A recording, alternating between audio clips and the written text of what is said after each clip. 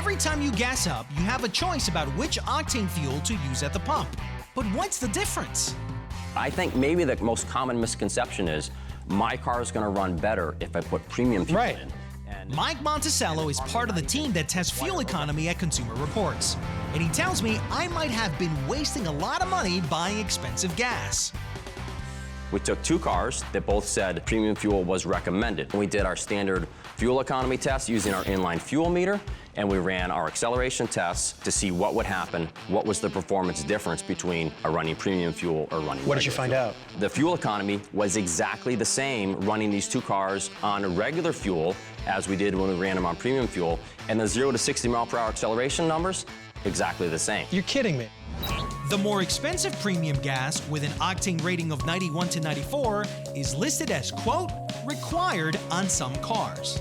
If your car requires premium fuel, that means you have to put premium fuel in. Have to. You have to. An engine that is designed to run on higher octane fuel, that is run on too low of an octane fuel, will not run properly. And it all has to do with the way they tuned the engine. So a high performance engine usually is tuned to use premium fuel because then it's going to run more efficiently, to provide more power, to get better fuel economy, or both, whereas an engine that's tuned to run on regular fuel isn't going to see any benefit from paying the extra money for that higher octane fuel.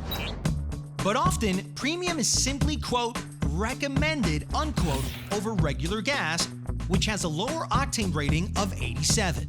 If it only recommends premium fuel, that's where you have to figure out, do I want to use premium or do I want to save some money and use regular fuel? And the car may not even require or recommend premium fuel. So people are putting premium fuel in old cars that don't need it at all. They're just wasting money.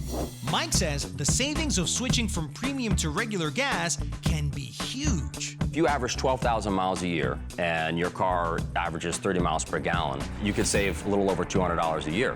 Now, let's say your car only gets 50 miles per gallon. Now you're seeing some big differences. You could save over $400 a year by switching from premium down to regular.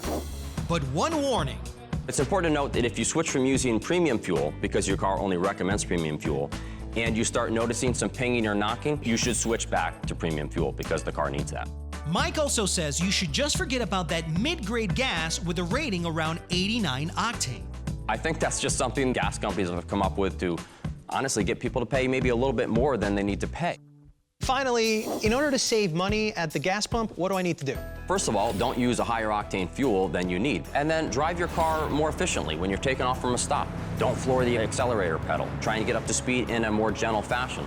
And when you're on the highway, try and drive in a consistent fashion. All right, I've learned a lot today, Mike. Thanks. Great, no problem.